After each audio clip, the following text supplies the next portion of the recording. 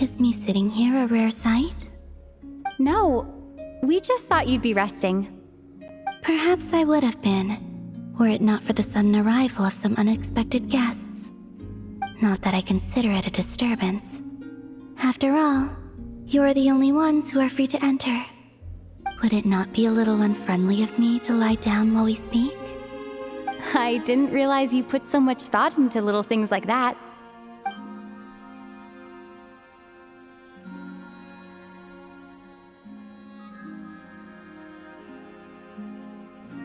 Only sometimes. There have been moments lately where I think about you and your companions. They are warm, mysterious, and cozy memories. Very few of my past memories are anything like that. They say that travelers return home bearing bags full of souvenirs. But my luggage was empty, and I believed it would stay that way. Return home? So, you're still planning on returning to the moon?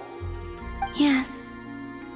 This planet continues to reject me, reminding me that I do not belong here. If I remain in Teyvat, there will come a day that I disintegrate. And I don't mean reduced to dust, or turned into food for the flowers. I mean, I will cease to exist entirely. Alright then. Well, we're sure gonna miss you. But it sounds like we'll have to say goodbye. How do you intend to return? The moon prayer night is soon to arrive. On that day, the moon will be closest to Teyvat. The Kuvaki in this land will reach its peak at that time. I merely need to grasp the tide, and with relatively little effort. Oh, Paimon gets it! It'll work like a slingshot! You make it sound like she's gonna get blasted up to the moon. If I did that, I suspect I would crash into the false sky. I will be using a much gentler approach. But I do like the analogy. It's fun. You see? She gets Paimon's sense of humor. In the blink of an eye, the time has come to part ways. It does feel that way, doesn't it? Time seems to fly fastest when you are enjoying it. I have always thought of myself as a wanderer on this earth, and it has never expressed any desire to keep me here. Yet, just as I plan to depart, it tugs at my arm. Is this a gesture of affection? Or is the world mocking me? Oh. Were you hoping I can answer that? Yes, you are a traveler, so you must have a lot of experience in this area. Then, what I would say is, enjoy the moment. That's right! Don't overthink it! Happiness is happiness and joy is joy! The point is to enjoy it, not analyze it! I see. Then what I would say is, even though I am very tired right now, I am still happy. I can't tell from the tone of your voice. Oh, really? You don't think I sound happy? I'm just kidding. I could tell you were in a good mood today from the moment we saw you. Ah, a joke. Albeit not a funny one. Anyway, I assume you're here about you-know-what. Give me your hand. Actually, it's not that. There's something else we wanted to discuss with you. Oh, then, do you still want to give me your hand? Or not?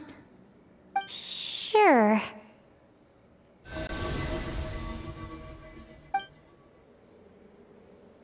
Thank you. So, I've heard that in the moon prayer nights of the past, people here would hold celebrations in the moon goddess's honor. Since you helped so much in our fight against the Reihir of Solnari, I think you deserve a farewell party before you return home. I haven't asked everyone else for their opinions on this yet, but I'd like to invite you to join the upcoming moon prayer night. I've never joined a moon prayer night before. I'm not sure what I would even do. Oh, don't worry about that! We take care of everything. All you need to do is show up. Of course, there's no need to force it if you're not feeling strong enough.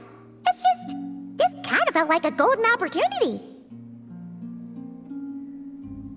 But they call me Kutar, and the Fatui have an arrest warrant out for me. I shouldn't appear in public right now.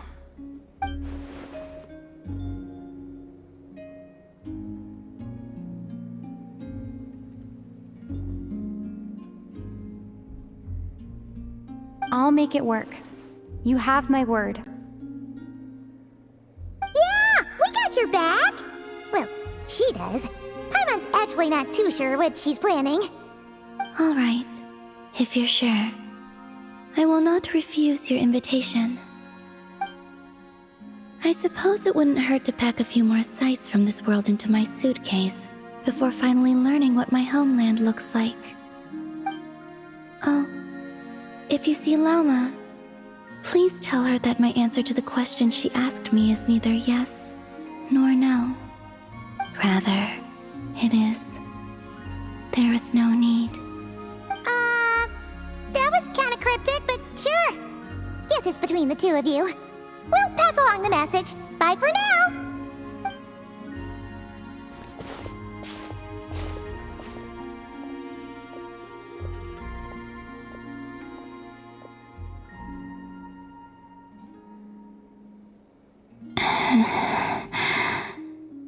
And also, I do not know.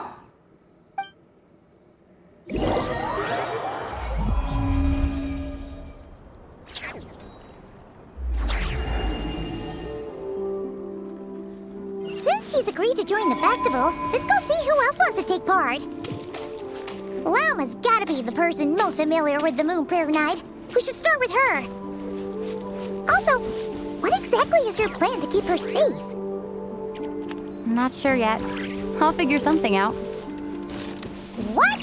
Are you serious? And Paimon even gave you her vote of confidence back there! When did you become so sneaky? Full throttle!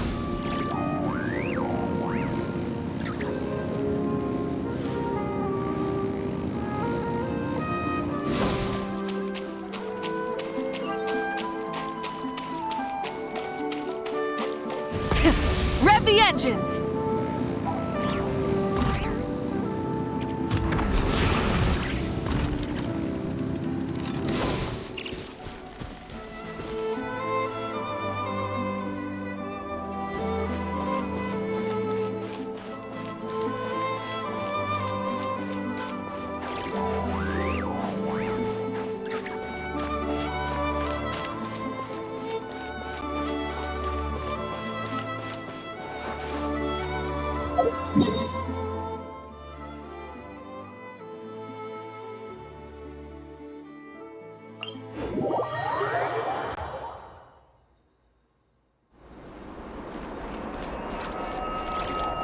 Try and stop me!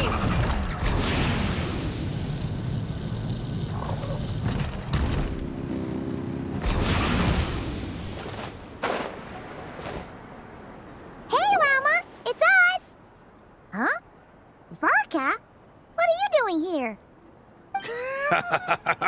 Beats me.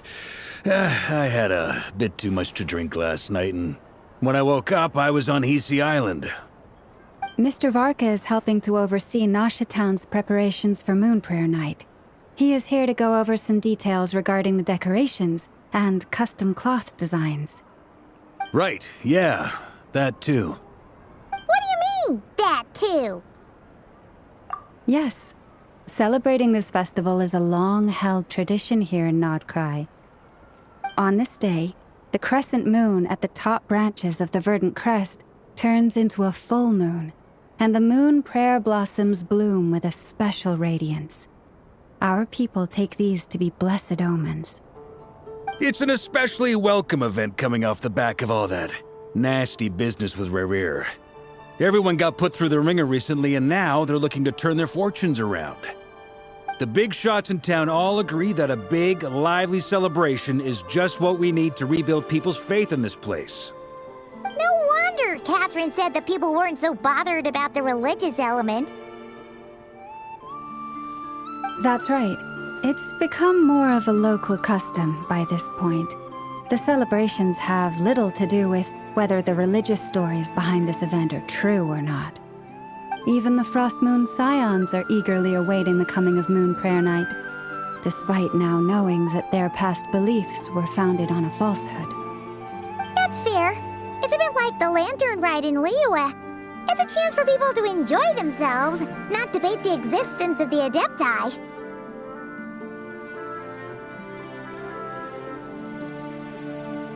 Oh, one other thing!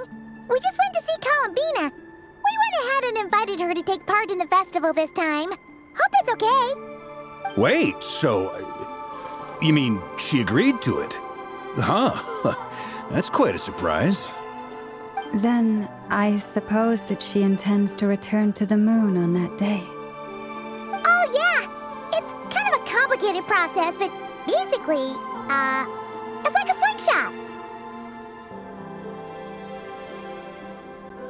I understand. In truth, I had a feeling that she might make such a decision.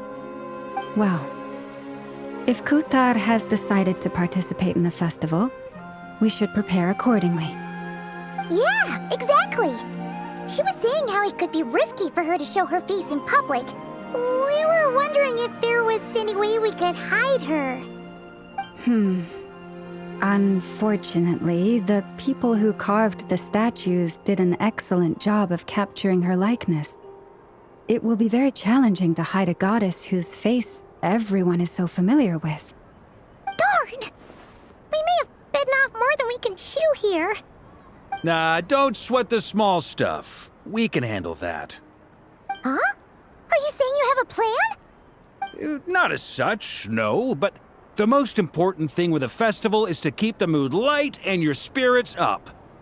You can't go preparing for a festival with those long faces. You'll never convince anyone to enjoy themselves. The Mondstatter spirit is strong with this one. As it happens, I agree with Mr. Varka. Let's start by making our appreciation for Kuthar the beating heart of the festive atmosphere. And who knows? Once we get the ball rolling, perhaps everything will just fall into place. Hey! Did you catch that? Llama said the thing! Or close enough, at least. I'm looking forward to the Moon Prayer Night already.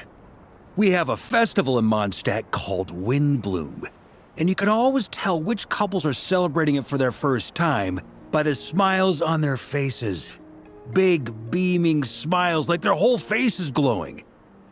And I have a feeling we'll get to see that same smile on the Moon Goddess's face at this festival. Not quite the same, surely. Anyway, I'll take care of business in the city, but I'll have to leave the decor up to you and the Frost Moon Scions. No one else can capture that traditional aesthetic quite like you guys. But lastly, there's the final key element that brings the festival to life: companionship. Before you leave, let me show you something that we've been preparing. Mr. Varka had asked to see it already, so you may as well tag along. Also, I have some further questions about Kuthar's decision.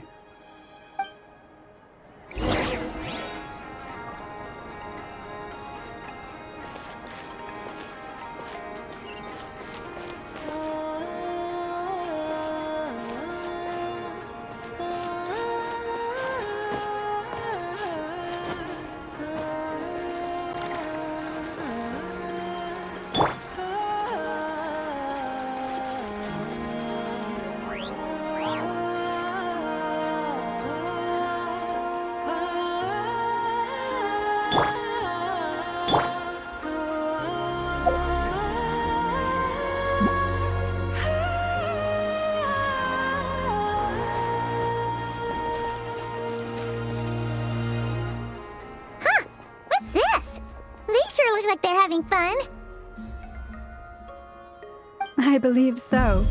Kuhenki seem very skilled at playing drums like these, although I'm not sure where they learned it from. Maybe it's an innate talent? In their eyes, they're probably just playing with toys.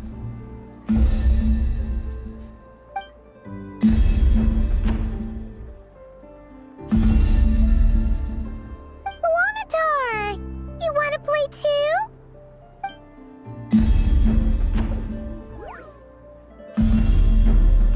Yeah. She looks more confused than anything.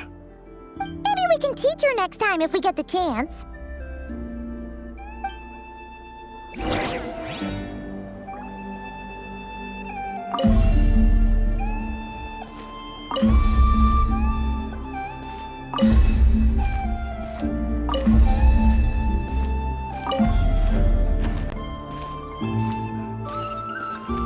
What are these floaty things? Moon veils. We hang them from buildings in the city during the festival. When you look at the sky through them, it creates a lovely misty effect.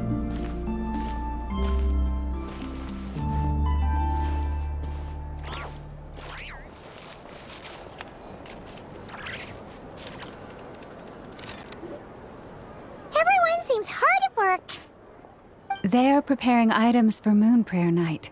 For instance, the sculpture being made over here, Mr. Varka and I were just finalizing the details of where it will be placed. Ah, there she is. I didn't know the finished article would be so large. Not to worry, though. All the necessary arrangements have been made. Just let me know once it's ready, and I'll get some people to ship it over. You have my thanks. And over here, we are preparing a very traditional confection. Oh, look at all these colors! It looks great! Can Paimon try one? Of course. I have a feeling you'll like it a lot. You bet! Sweets and treats are Paimon's favorite! If you included those in the Feast of the Moon, I bet Paimon would have joined the Frost Moon Scions by now. There will also be verdant crests like this present in Nasha Town during the festival. The timing of Moon Prayer Night is not completely set in advance. We make a rough estimate, then observe the changes in the verdant crests and moon prayer blossoms to guide us. As such, the wait itself is a fun feature of this particular festival.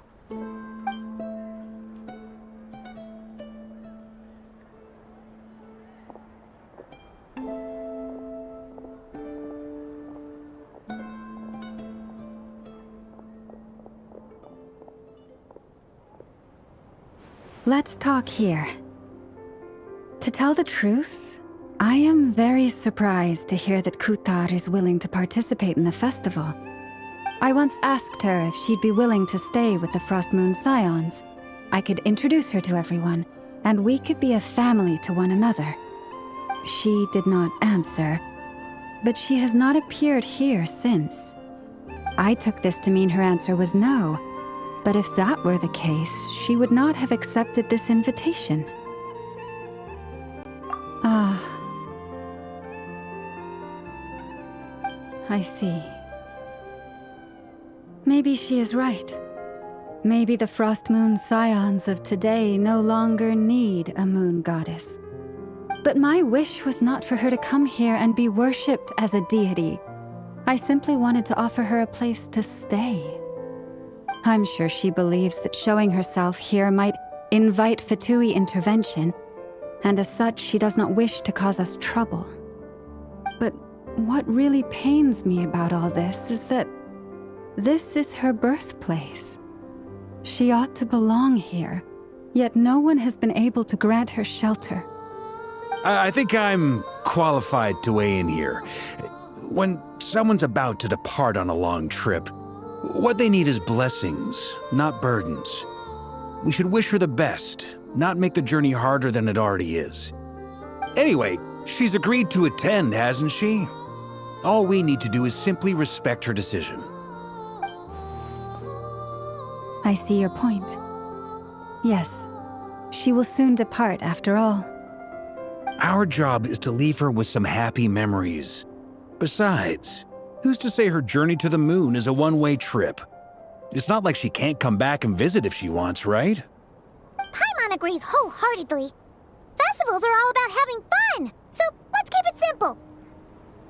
All right, I'm gonna head back to Nausea Town soon. Want to come with? I'm guessing you have some other folks to visit there. Sure thing, let's go! Bye for now, Wilma! Thank you all. Goodbye.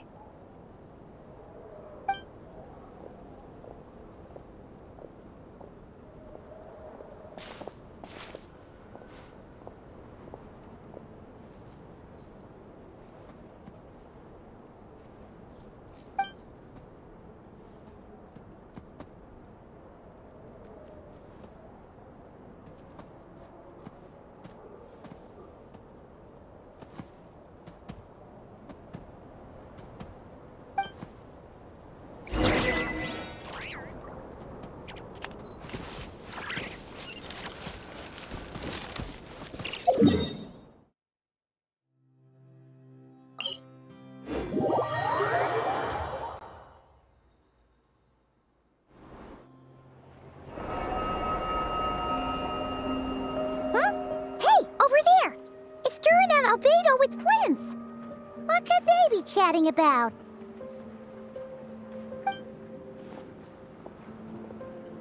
Your guess is as good as mine. Ah, Grand Master, and the Traveler and Paimon. Hello there. It's been a while. Perfect. We have some new volunteers for our investigation. Wait, let me guess. The righteous Lightkeepers are finally ready to hunt down the Abyssal Dragon? Haha. Yes, that too. Yeah, right. Oh, wait. Why does everyone keep saying that too? Well, to be precise, the facts match, but not the causality. Wait, so I guessed right? Half right. Don't act so impressed with yourself. Maybe I can explain. We ran into Mr. Flint's north of Nausea Town. At that time, we just noticed a few abyssal creatures out in the wild, but the strange thing was, I didn't detect any traces of abyssal energy on them at all. On closer inspection, we realized that they were not real monsters, but something akin to reflections in the water, or perhaps a mirage. Huh? What do you mean? Like, you could see them but not touch them? Exactly. It was very peculiar. They roared and tried to attack us, but we could not make any physical contact with them. I think I've heard of things like that happening in Nocturne before, but I don't know much about it. Yes, it's a known phenomenon. Mirage-like illusions tend to appear in Nocturne in the run-up to Moonprayer Night. From a distance, they appear quite real. I myself thought that Misters Durin and Albedo were locked in battle with abyssal monsters when I first arrived. But after sharing intel and investigating a little further, we can confirm that these illusions are harmless. There is no great cause for concern. All the Mirage stories I've heard are either animals, rocks, or small houses. Abyssal monsters, though? That's a first. It's a first for me, too. So I'm planning to look into it further just to be on the safe side. I intend to inspect a few more locations. What about you two? Any plans? Alice contacted me a few days ago. She'd like me and Durin to assist her with an experiment. But we lost contact shortly after receiving the message. I'm sure that comes as no surprise to anyone familiar with her. We don't know when the wind will blow, yet when the wind blows, we will know. That, in a nutshell, describes how Alice operates. Yeah, that tracks. Okay. Well, I suggest we investigate this Mirage business in the meantime. It's piqued my curiosity, and I'm pretty sure I know someone who will already be 10 steps ahead of us. Well said. Right? Whatever's happening in Nocturne, she always seems to be the first one to know. Let's go see what she knows. We can invite her and her staff to the festival while we're at it.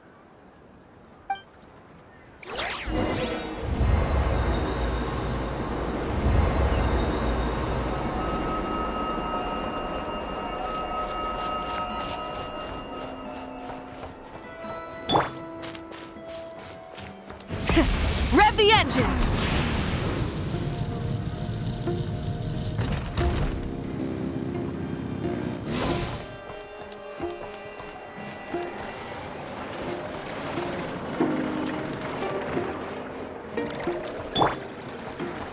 Bring it!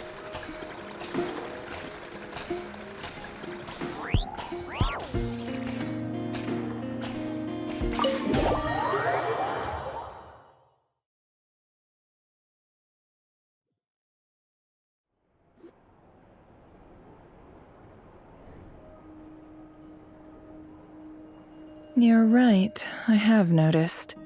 There's certainly something a little fishy about this situation. Only a little, though. Records indicate that this phenomenon can occur in the days before and following Moon Prayer Night. That said, it has always been a rare sight in the past. The odds of encountering these phantoms are similar to looking up in the night sky, happening to see a shooting star, and managing to make a wish before it disappears. But this time, either everyone's getting lucky, or they're appearing far more frequently than usual. Yehoda's out gathering intel as we speak. In the meantime, let me check off some points of interest. First, the Abyss. The ones we saw seem to be abyssal monsters. Indeed. But we have identified one location where many more of them have made an appearance.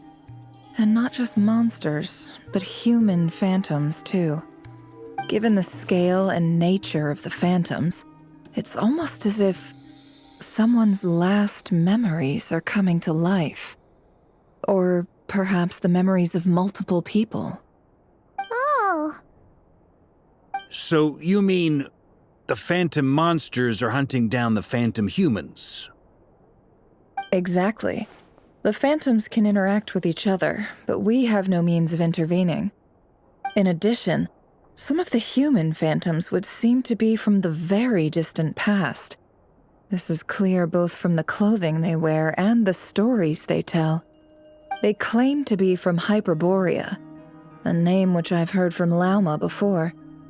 If this is true, it means they must be from 6,000 years ago.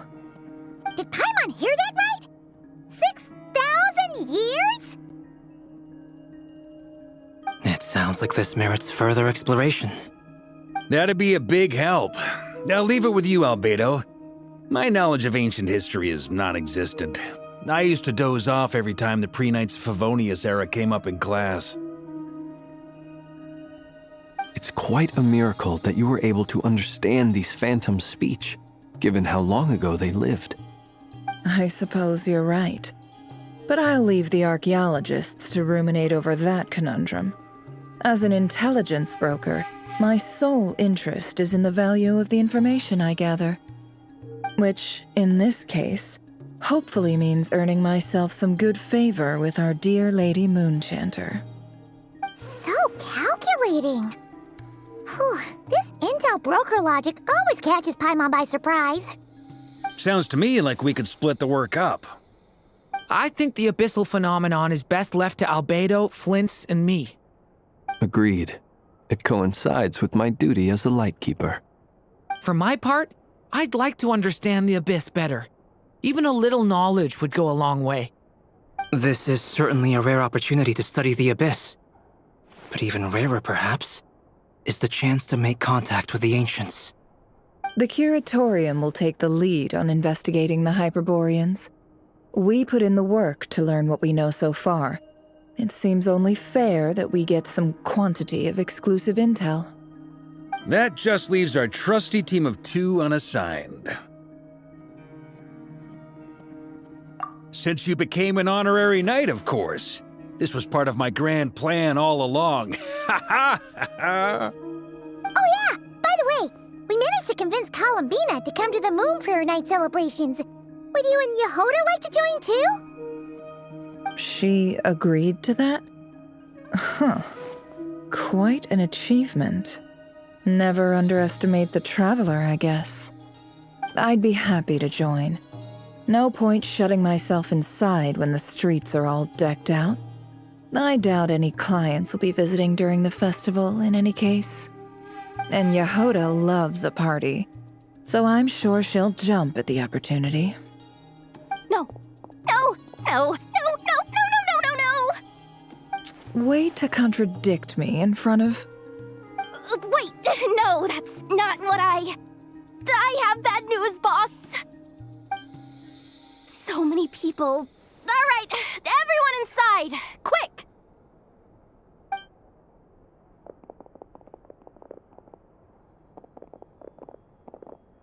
This is gonna sound crazy, but hear me out.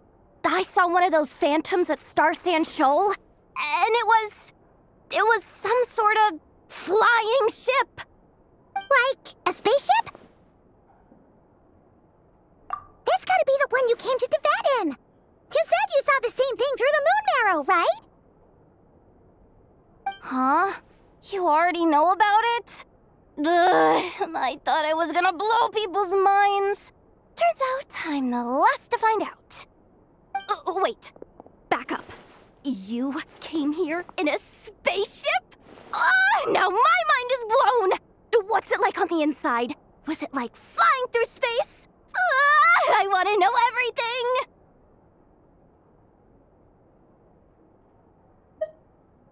Yep, exactly. Huge discovery. You're the best, second best intel broker in the world. After your boss, of course. Wow. Really?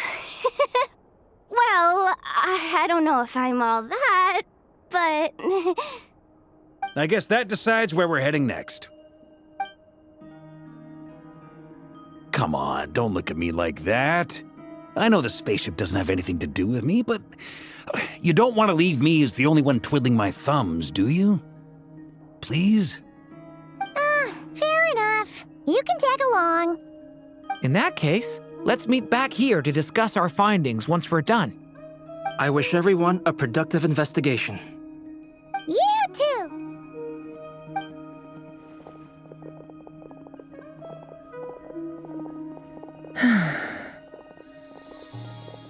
What's up, boss? Aren't we gonna head out? Tell me, Yehoda, when did the curatorium start giving out intel for free? Oh, sorry, boss.